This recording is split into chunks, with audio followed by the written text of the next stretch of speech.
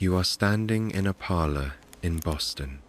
It is the autumn of 1869.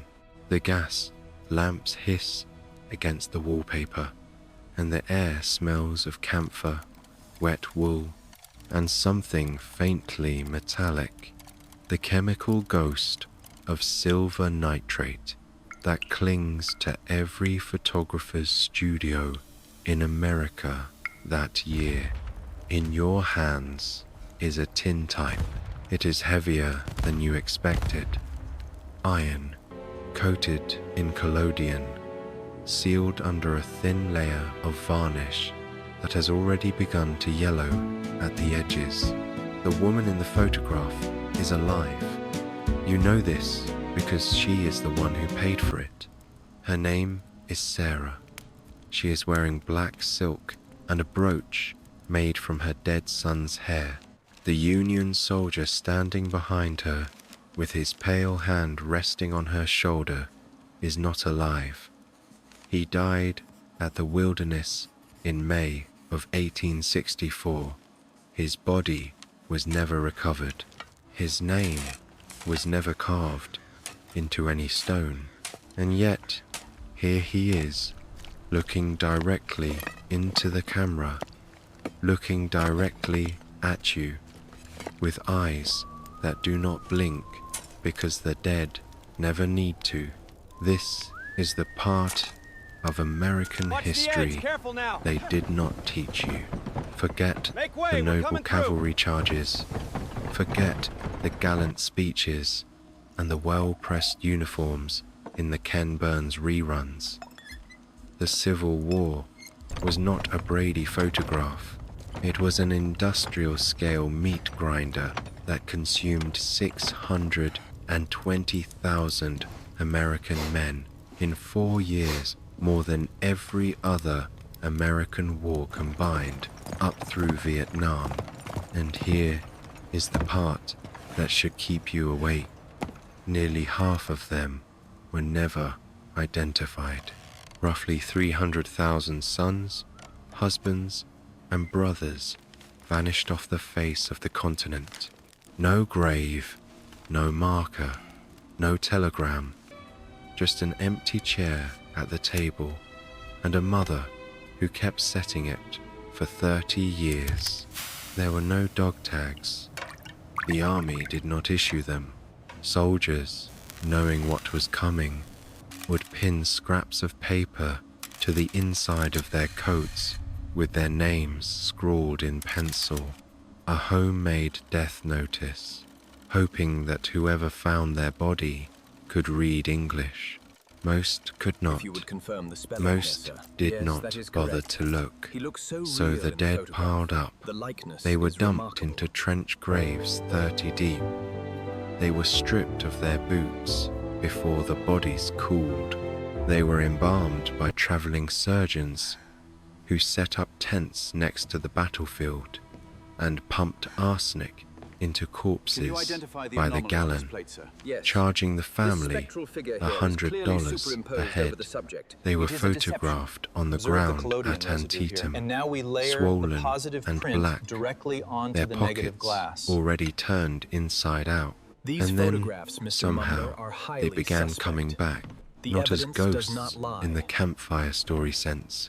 Worse, they began appearing in photographs, studio portraits, taken in Boston and New York and Philadelphia, in which a grieving widow would sit perfectly still for 30 seconds, and when the plate was developed, her dead husband would be standing behind her, with his hand on her shoulder, smiling, sometimes whispering something the camera could almost catch.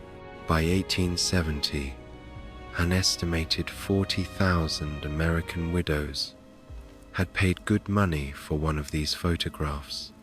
Mary Todd Lincoln owned one. She wept over it for an hour.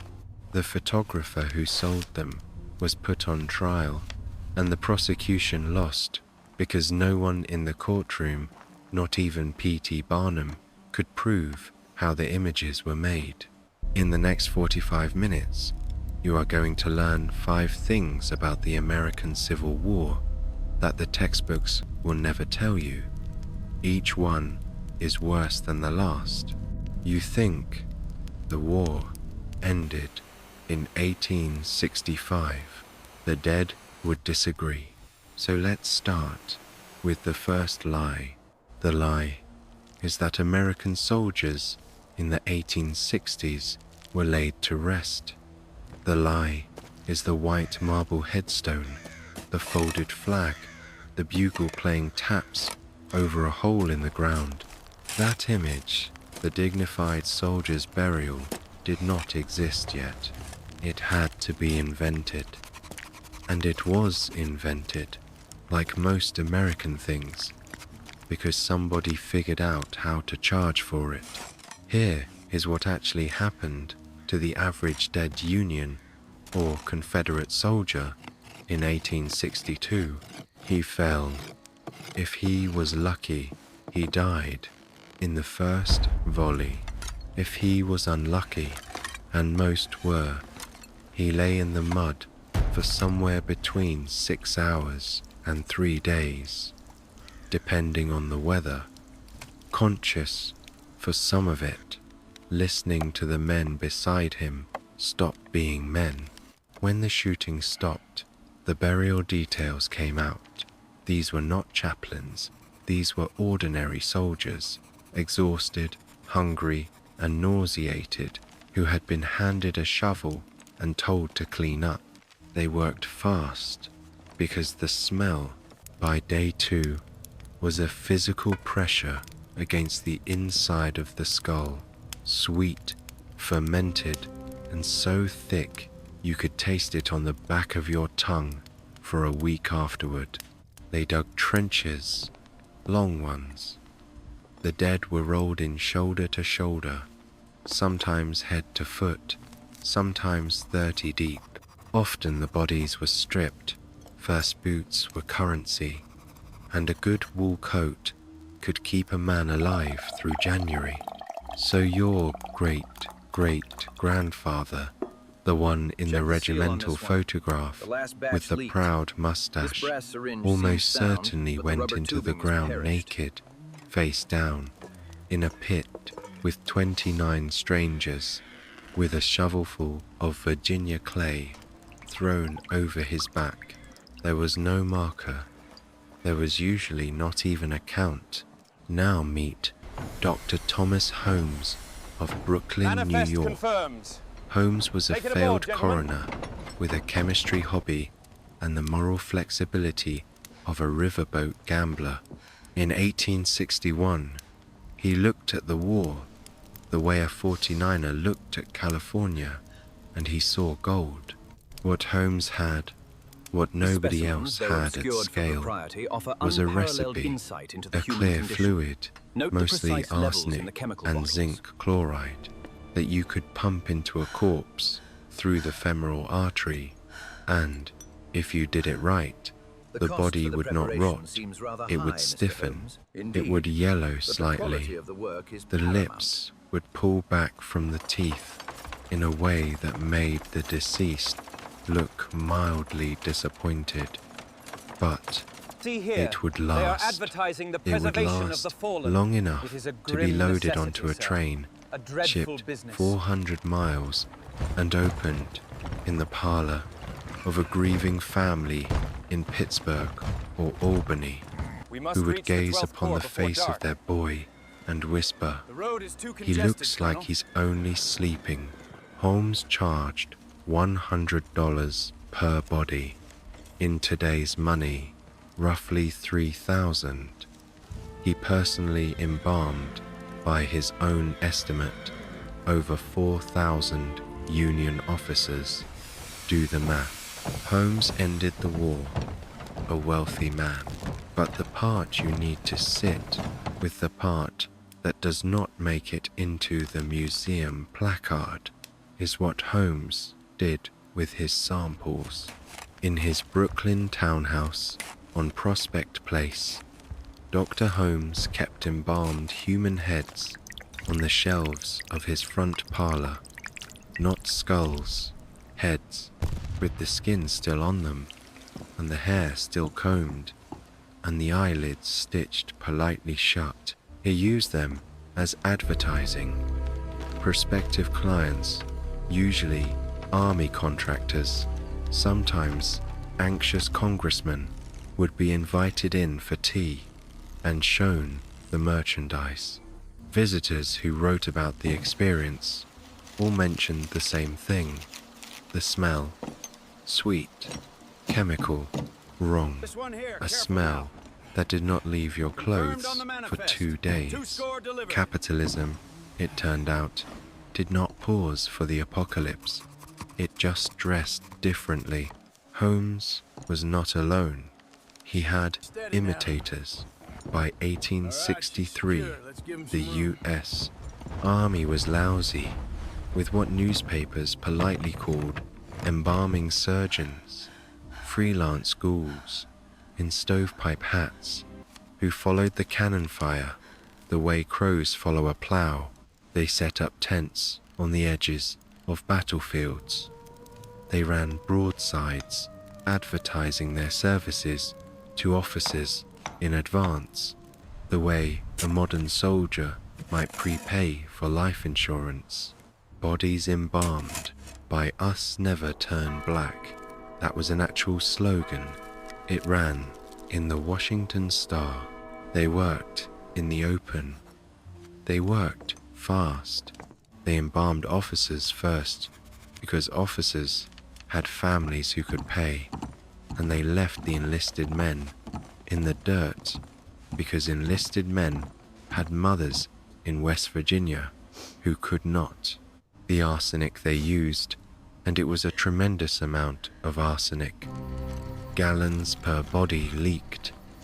It leaked out of the field tents and into the soil. It leaked out of the iron coffins on the train platforms. It leaked, eventually, into the groundwater of half the battlefields east of the Mississippi, where, more than 100 years later, the EPA would quietly note that you should not, under any circumstances, drink from the wells near Shiloh. The dead were poisoning the living. They had not even stopped doing that. And here is the punchline, the thing that should make you sick. Even the bodies that were embalmed, that were paid for, that did go home in a sealed iron casket, a great many of them went to the wrong house. The system was overwhelmed. Toe tags were paper, paper got wet, names were misspelled by tired clerks at 3 in the morning by lantern light, with the cars backing up at the depot. So crates went out with the wrong shipping labels, and a family in Ohio, expecting their son, would pry open the lid and find a stranger looking up at them, a stranger with the wrong color hair, a stranger whose face their daughter did not recognize. Some families did the decent thing. They wrote to the army. They tried to figure out whose son this actually was. The army, in most cases, did not write back. And some families and the diaries are very clear about this never opened the crate at all. They could not bear it.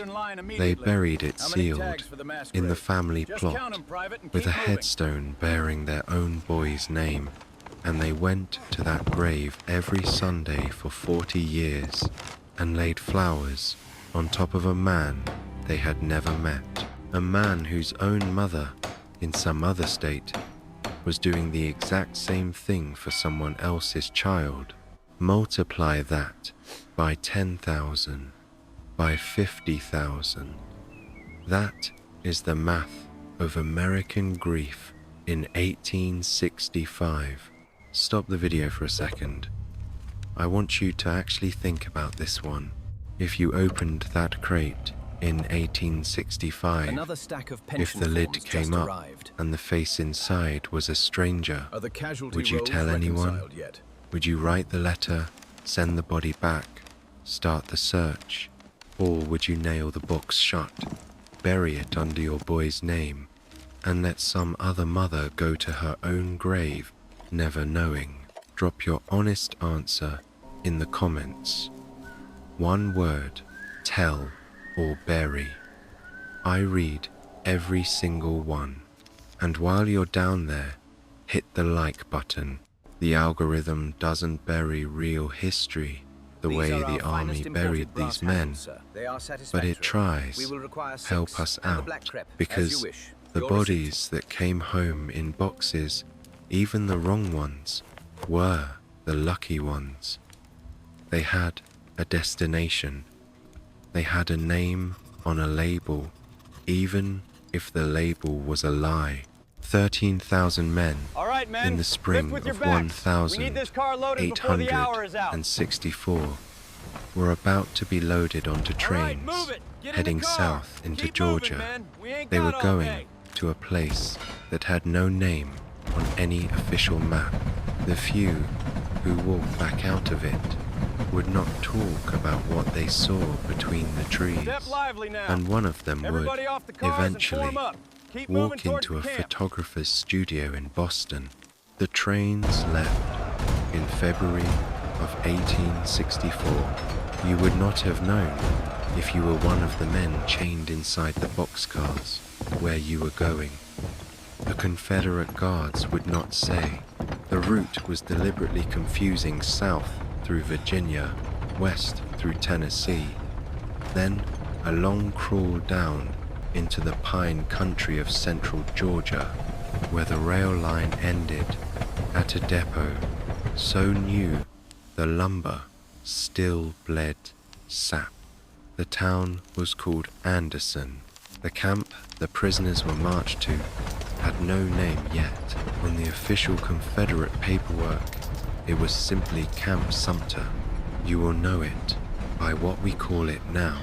Andersonville was 26.5 acres of bare red Georgia clay, hemmed in on every side by a 15-foot stockade wall built from raw pine logs sunk 5 feet into the dirt.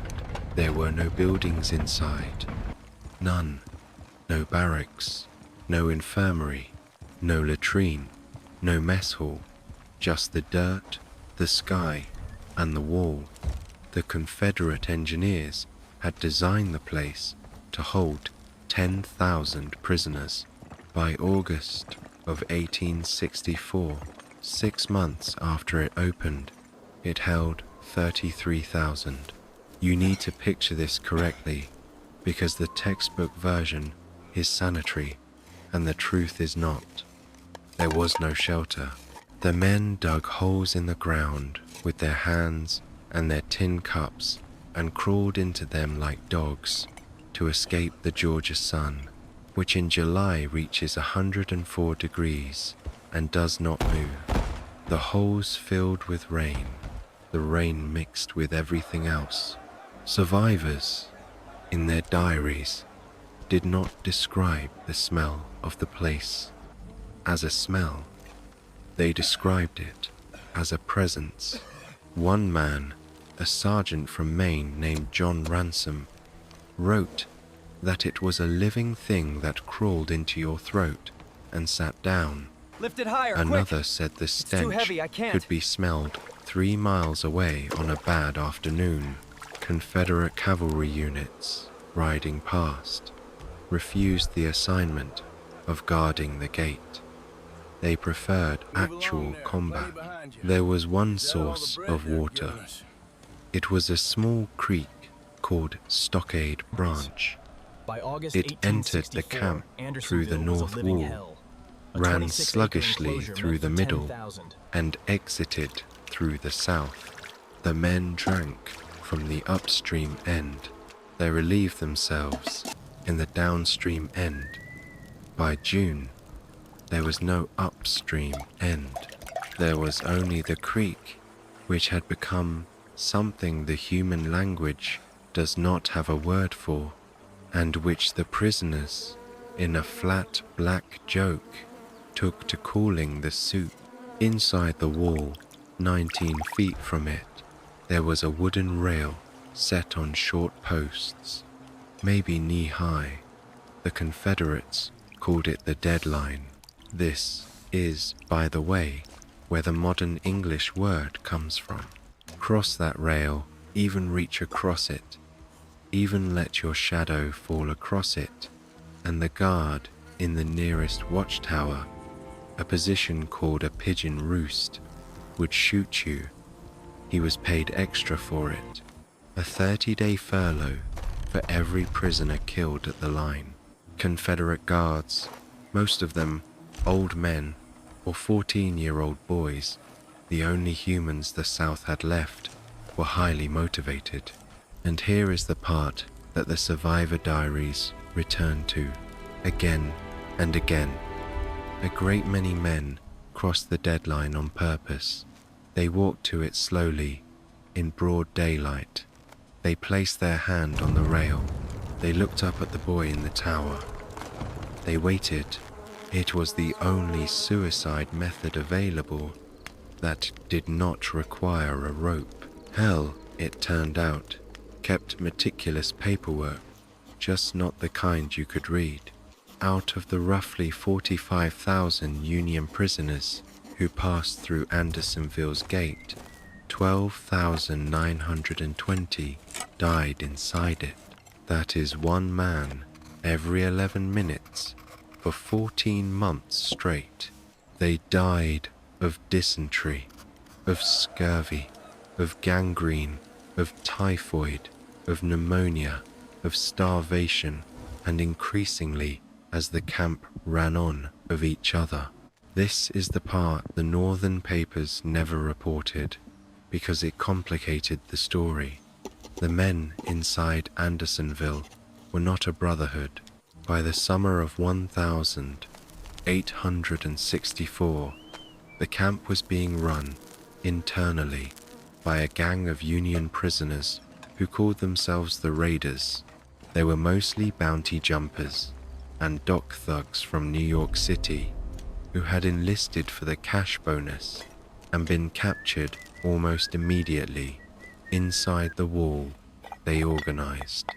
They killed their fellow prisoners, fellow Union soldiers, men who had marched under the same flag for a pair of boots, for a tin cup, for a crust of cornbread, for nothing, for the practice.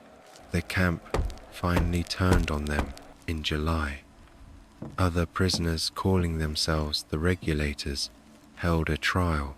6 raiders were convicted of murder and hanged inside the stockade by other Union men.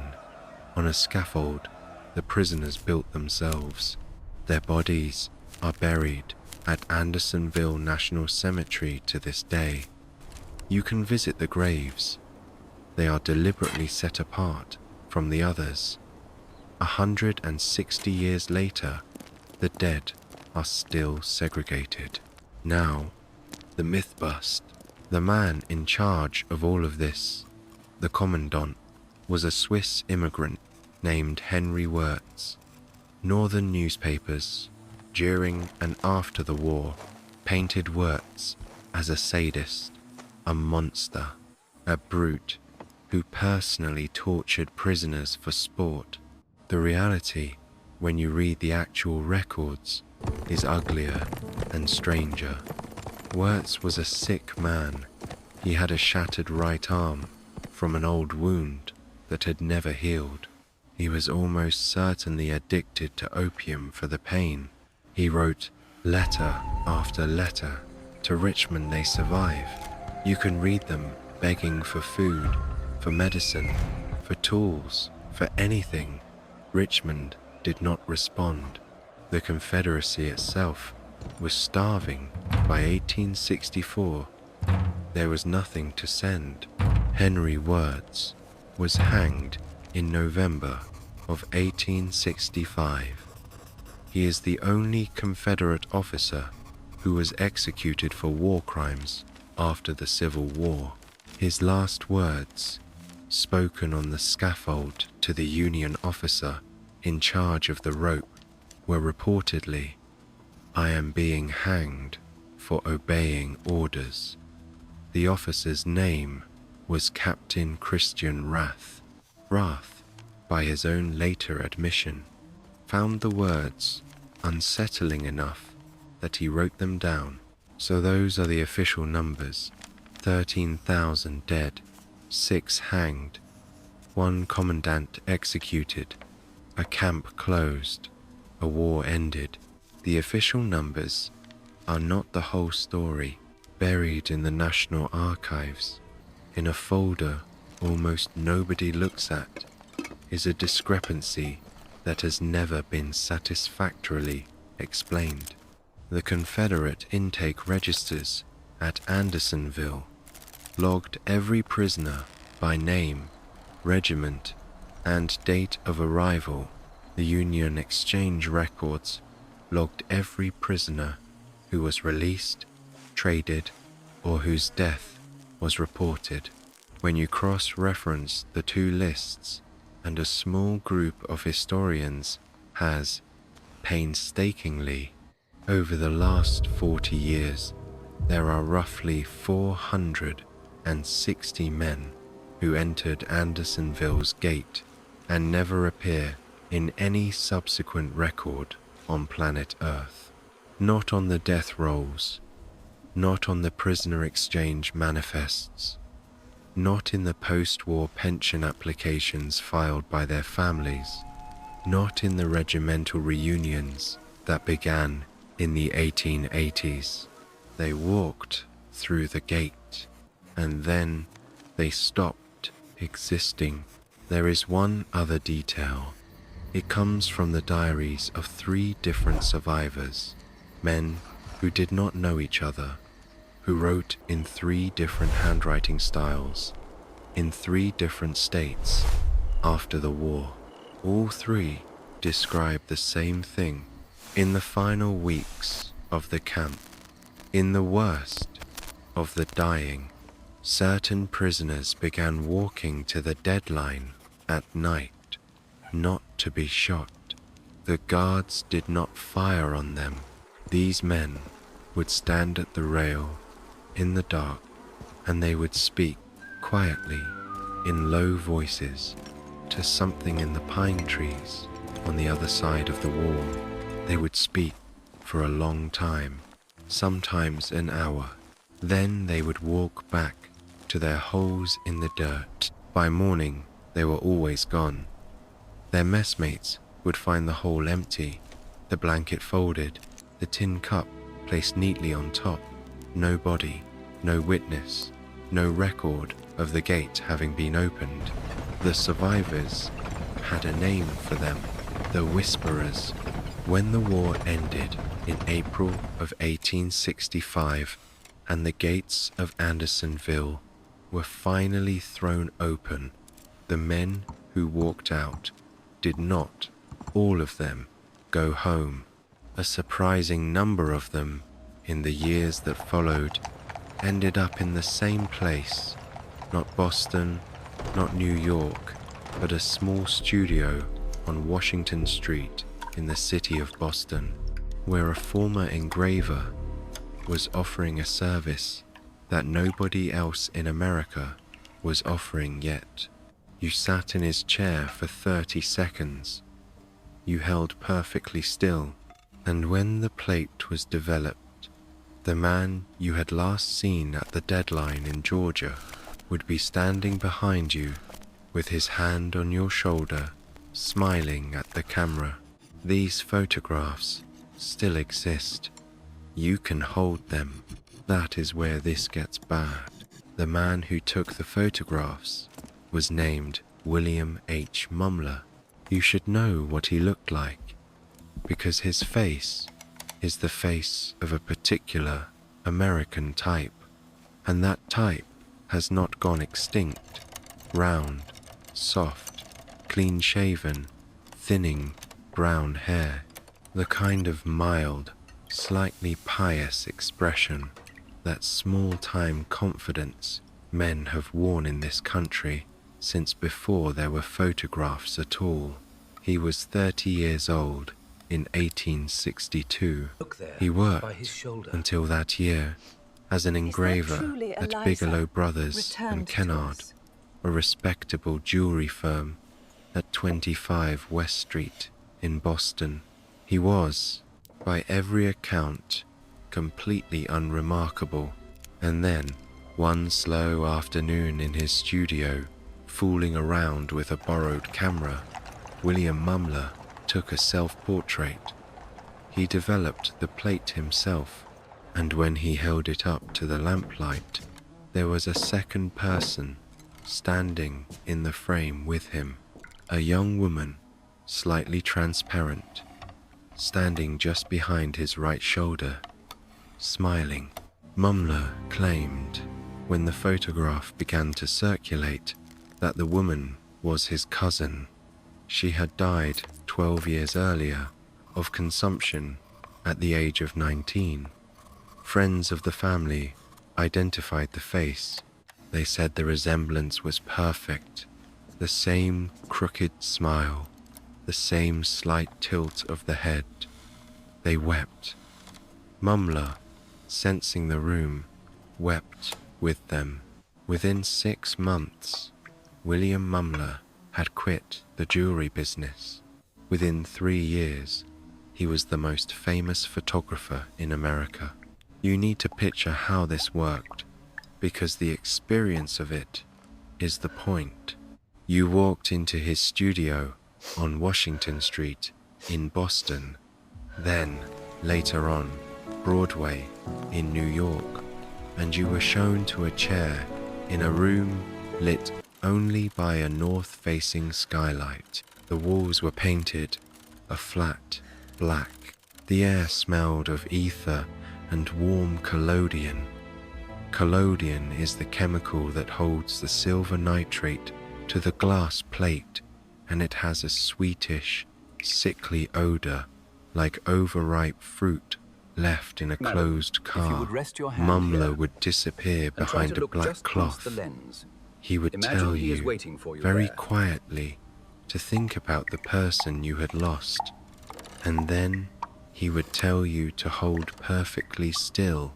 Wet plate photography in 1869 required an exposure of roughly 30 seconds, half a minute. That is a very long time when you are not breathing and you are looking into a hole in a wooden box, and you are thinking with everything in you about your dead son. The believers had a phrase for those 30 seconds. They said the exposure was long enough for the dead to find you, and then, often enough that it stopped being a coincidence, the dead did. The photograph that broke the case wide open was taken in February of 1872. The client was a woman calling herself Mrs. Lindell. She was middle-aged, dressed in mourning black, and she paid Mumler $10 in cash, about $240 today. She sat in the chair. She held still. She thought about her husband.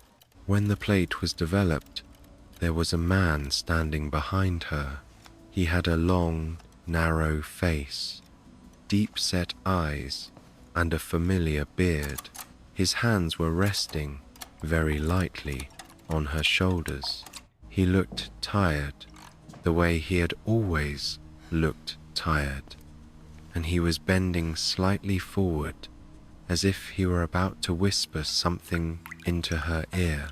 Mrs. Lindell was not Mrs. Lindell. She was Mary Todd Lincoln, and the man in the photograph was her husband, who had been dead for nearly 7 years. Mary Todd looked at the photograph for a long time. Then she sat down on the studio floor and wept for an hour. Mumler had to send his assistant out for a doctor. The photograph still exists. It is in the collection of the Indiana State Museum. You can look at it on the internet right now. You should not. Grief, like gunpowder, has always been a profitable American industry. Now, the myth bust, because it is owed.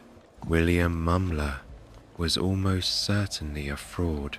He was put on trial in New York City in April of 1869, charged with larceny by trick. The case was a national sensation. The prosecution called witnesses who were openly hostile to him.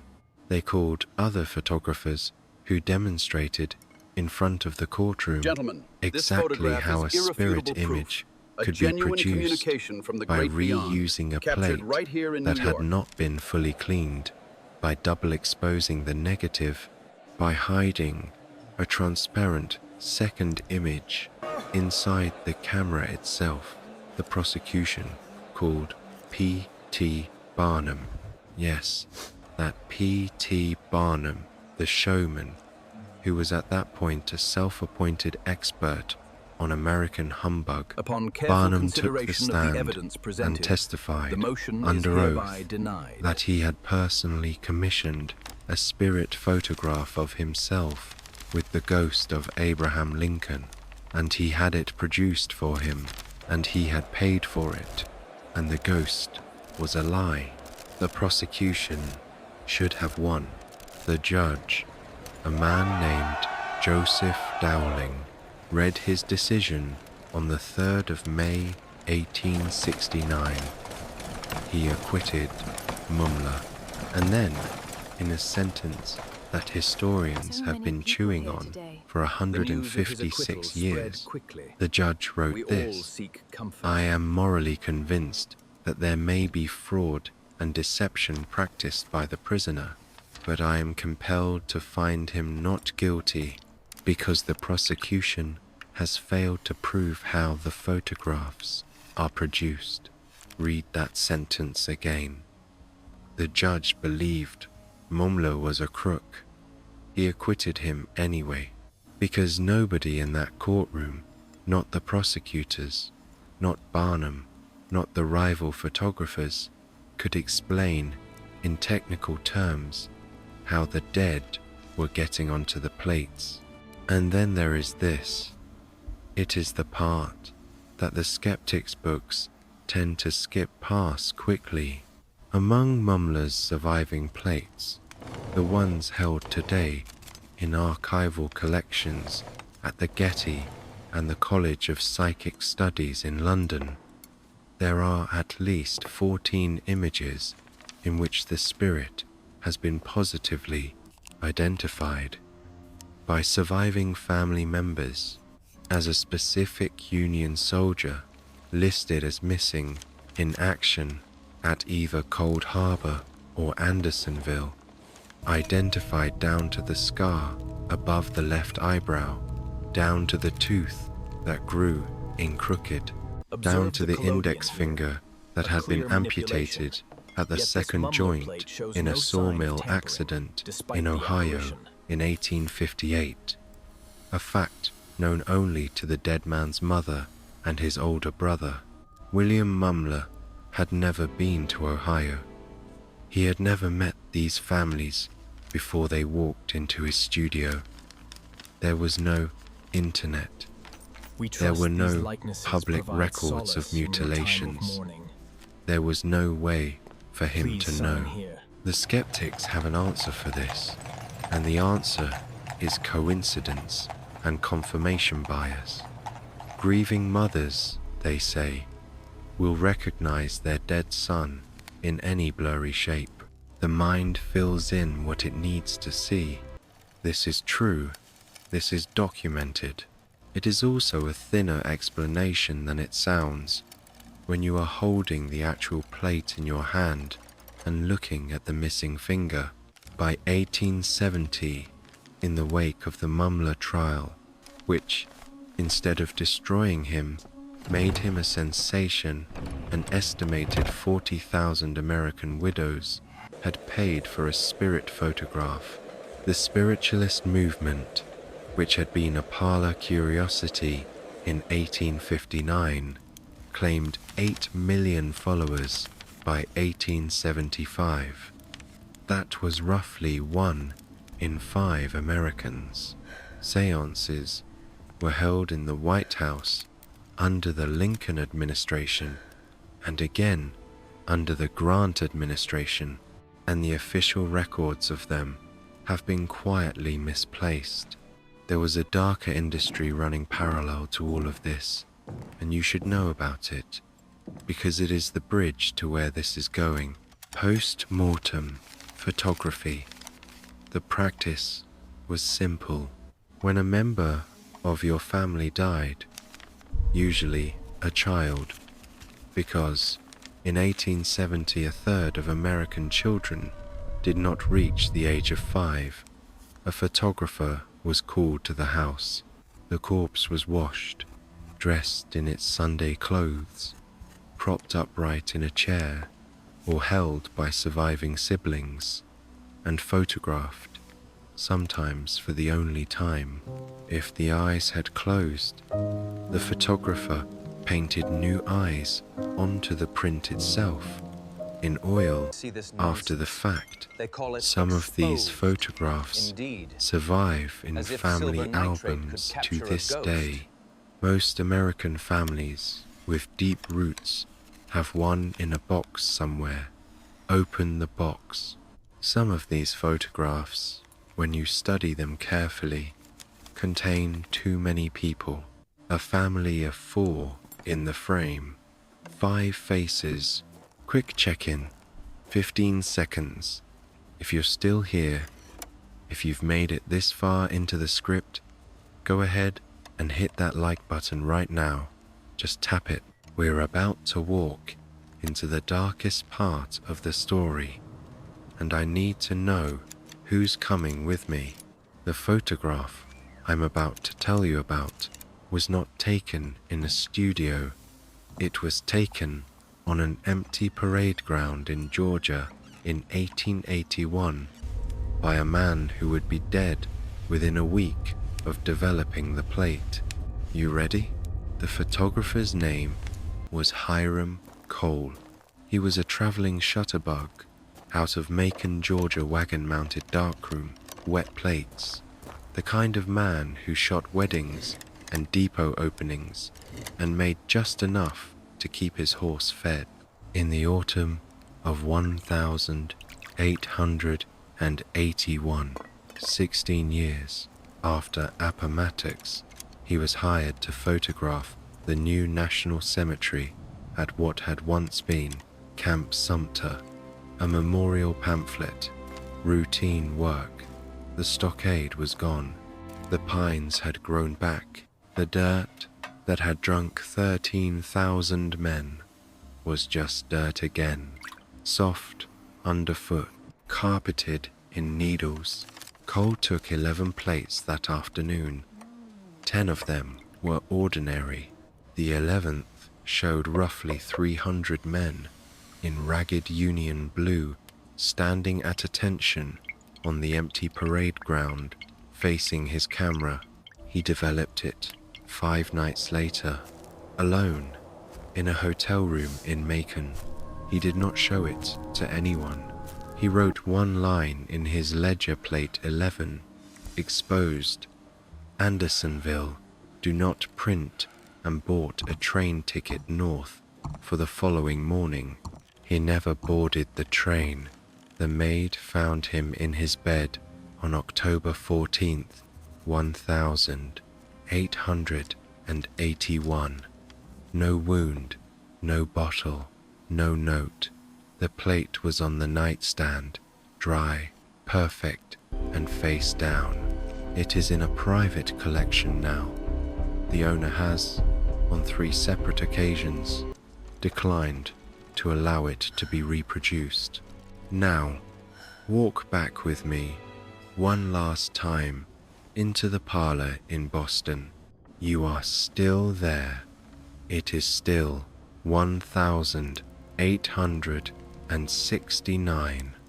Sarah is still wearing the brooch woven from her dead son's hair. The Union soldier behind her is still looking, unblinking, into the lens. Here is the thing your modern eye missed the first time. The photograph in your hands was not made for her. It was made by him. That is the true cost of the Civil War. Not the 620,000 dead. Not the trench graves 30 deep. Not the arsenic still leaching out of Shiloh. The true cost is this, that the country, in 4 short years, generated more uncounted, unburied, unaccounted for dead than its paperwork could contain. And grief on that scale has to go somewhere. It has to leak out. It has to come back through the only door that was left open to it. A 30-second exposure in a dark room with the smell of collodion on the air, and a widow holding her breath because she had been told to think of the one she lost. 40,000 widows, 460 whisperers, 300,000 sons who never came home and were never named.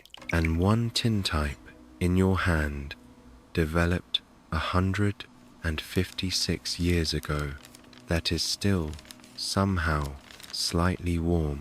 You think the war ended in 1865. The dead would disagree. If you made it all the way here, if you are still watching, in the dark, alone, comment the exact word survived, one word, all capitals. I read every single one of them. Consider it the only roll call we have left for the men who never made it onto a list. And subscribe to Grim Reality. Next week, we go somewhere worse, because somewhere in an attic in Pennsylvania tonight, a tintype is still waiting to be found, and whoever opens that box is going to be in the photograph.